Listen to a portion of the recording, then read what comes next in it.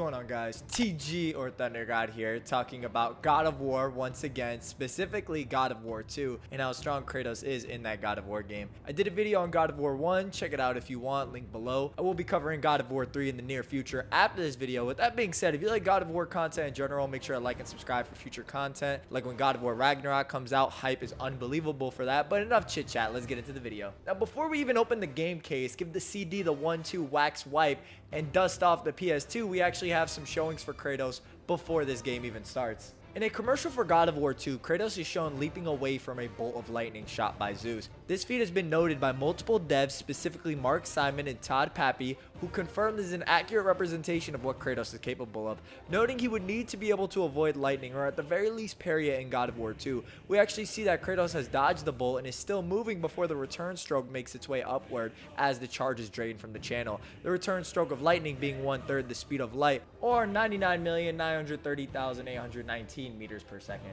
This is extremely consistent with what's shown with Kratos being able to reflect lightning from Zeus later on in the game with the golden fleece. That's the cold plating on Kratos' arm. This is also going off the assumption that Zeus just uses regular lightning with no additional amps or magic. So in all likelihood, Zeus and by extension Kratos can throw out and react to far greater speeds. Very logical when considering Zeus scales to Kronos, who is quite literally the progenitor of time itself. Relativity to the speed of light is ridiculous lowball for these characters. Now we begin the game with Kratos as God of War, now wielding the Blades of Athena, the upgraded versions of the Blades of Chaos. The Ghost of Sparta had been finding solace in Sparta's conquest to subjugate all under their rule, which obviously wouldn't sit well with the other gods who lose worshippers due to Sparta's non-stop conquest. This left Kratos shunned and hated among Olympus. Kratos involves himself in a city siege when he gets his powers drained from an eagle disguised as Zeus and transferred into the Colossus of Rhodes, the statue growing stronger and faster with every passing moment in their confrontation. Kratos unleashes the Blades of Athena along with abilities such as Poseidon's Rage that he attained in the previous game on the giant. Zeus then calls on Kratos from the heavens, offering power incarnate, the Blade of Olympus, the blade that ended the Great War and defeated the Titans. Kratos is told to drain all his godly powers into the swords, rendering him quote-unquote mortal in the sense that he does have his God of War buff. Kratos takes on the Colossus with the blade, sapping energy from the statue and destroying it, taking a near fatal blow due to his tenure as God of War, making him soft and complacent as a warrior.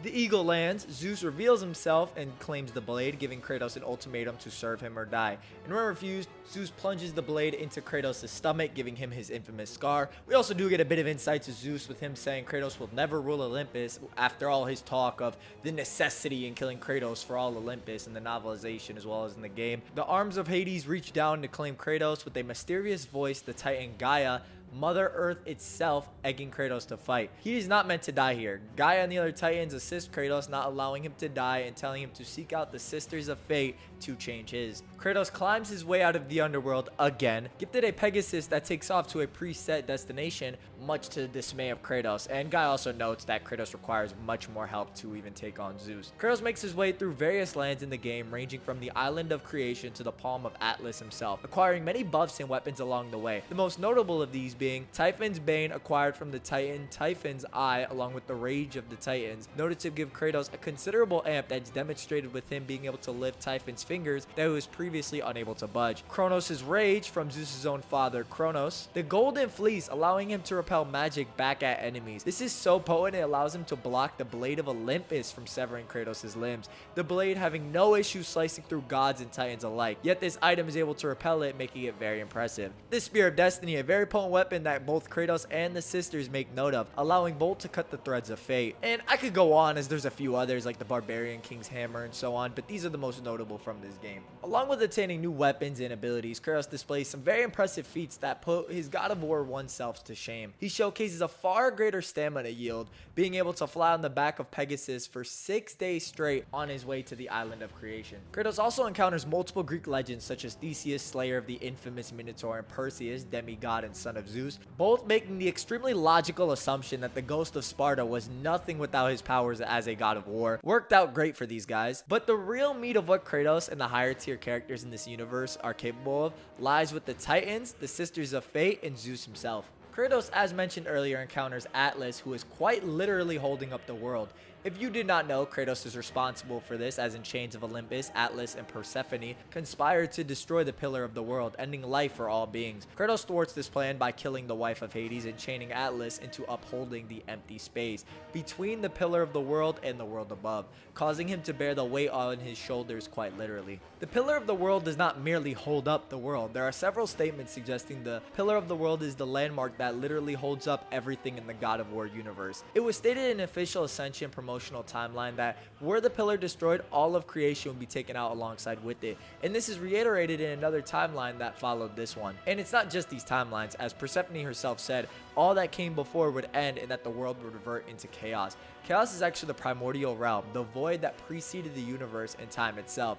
The exact same void that spawned the primordials and ended up being conquered and brought to order by Uranus, which means that Persephone is basically stating that if the Pillar of the World was destroyed, the universe would revert back to the same void it indirectly came from. The God of War 2 instruction manual states that Atlas in God of War is holding up the heavens above his shoulders. Heavens, as in the original mythology, is a term that in God of War is exchanged with cosmos and universe. There's a number of examples of this in God of War Ascension. You can come across a geared device called the Antikythera mechanism that is stated to be able to track the heavens. This device is a reference to a real-world ancient Greek machine bearing the same name that was used to calculate astronomical positions. Kratos would eventually scale to this, even minorly so, being able to push back Atlas's fingers, but even more so, that's redundant, Kratos was able to beat the bricks off Hercules, who mentioned his labor of going out and finding Hera's apples in his fight with Kratos, which according to the labor's lore would suggest he temporarily replaced Atlas and held up the cosmos for him, which definitely fits with Hercules' theme and also means that Kratos can brawl with someone and overpower someone, scalable to Atlas in raw strength. Moving further than that though, the Sisters of Fate are another matter entirely. These three have the ability to change the fate of mortals, titans, and gods alike. That is until Kratos arrives. Kratos, even while God of War, was noted to be difficult for the sisters to control until he became mortal and was threatened to be slain by Zeus. Thanks to interference from the Titan Gaia, however, Kratos revived and began his journey. This obviously didn't sit well with the sisters, and for the entirety of Kratos' journey, they attempted to end his life only to fail time and time again. Kratos was able to overcome anything the sisters weaved into his thread that was destined to have it cut. Kratos is noted to have a thread that is much different and harder to manipulate than anybody else's. What started out as amusement and implied arousal from Lachesis, I'm not making that up guys, resulted in the sisters' undoing. Kratos was able to defy changes to his fate and persevere. This gets even more impressive when considering the sisters can even manipulate titans like Gaia, who despite being in the past is aware of Kratos and the fact that he would come for her and the other titans, essentially proving that Gaia operates outside the fabric of time and is immune to conventional cause and effect, a causality if you would. The sisters not only give us insight to Kratos showing a great resistance to fate manipulation, but his insane speed when their own is considered. The Sisters of Fate have a ludicrous multitasking feat where they monitor and manage all the threads of fate at once in real time. The Sisters of Fate are the three deities who determine the fates of everyone in the verse, and they do so through threads that are spread out throughout their temple. This much is made clear, but what isn't made as clear is the extent to what they can control. They are stated to control the fates of all life on Earth, be it animals in the wild, fish in the forest, anything that is alive is controlled by them. But it doesn't just stop there. They don't just control living things. They have specific threads for volcanoes, the rivers such as the Nile, and the landscape in general. Everything that lies on the world's surface is controlled by them, and they do so meticulously and carefully, requiring precise measurements, making the feat even more insane. Clotho spins countless threads of life at once by herself. This isn't stated in the novels, only the games also reinforce it. Clotho states herself that through her threads that all life is born.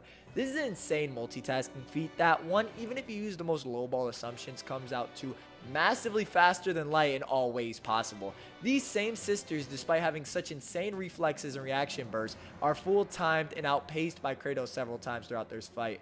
Even Zeus himself was surprised yet impressed Kratos could kill the Fates. They are absolutely no joke. Kratos uses their power to return to the exact moment Zeus had quote-unquote killed him, initiating a fight with the King of the Gods, flying off in a very DBZ-like fashion, with both landing on the summit of sacrifice. Kratos is able to keep pace with the King of the Gods, having a power struggle over the blade throughout the fight, constantly sapping Zeus's own power into the blade throughout. Kratos is tired, however, of all the fighting and suffering he has endured, so He attempts to submit to Zeus in the fight, begging for his suffering to end. In all likelihood, it would have ended had Zeus not slid the comment in about torturing him in the underworld, causing Kratos to reflect the blade and proceed to jam the blade of Olympus into Zeus' stomach. Athena intervenes, taking the blade that was intended for Zeus and in turn having her godly power sapped into the blade as well. Kratos goes back in time, grabs the Titans, and we segue into God of War 3. Kratos being able to throw hands like this is nothing short of impressive, as is discussed in a God of War 2 novelization. Even gods like Hades and Poseidon cut down at the prospect of even angering the king of the gods. Zeus, who when mighty enough, forced his father to vomit the children he had eaten. Zeus, who forcibly took control of the universe from the Titans and banished them to Tartarus. It's not as if the Olympians are just their abilities either. Characters like Hades are shown to be able to compete with Kronos in raw strength, somewhat comparable to Atlas, giving a semblance for how strong these higher tier characters really are. Even if you don't necessarily believe Kratos fully scales to these characters at this specific point in time, there is no question he is on the precipice of universal power and beyond. That's the video. Hopefully you guys enjoyed. Let me know if you did. I'll catch you guys in the next God of War video, that being God of War 3. I'm saving the rest of my thoughts for that game. Definitely catch it. Like and subscribe if you like God of War. My foot fell asleep. Bye-bye.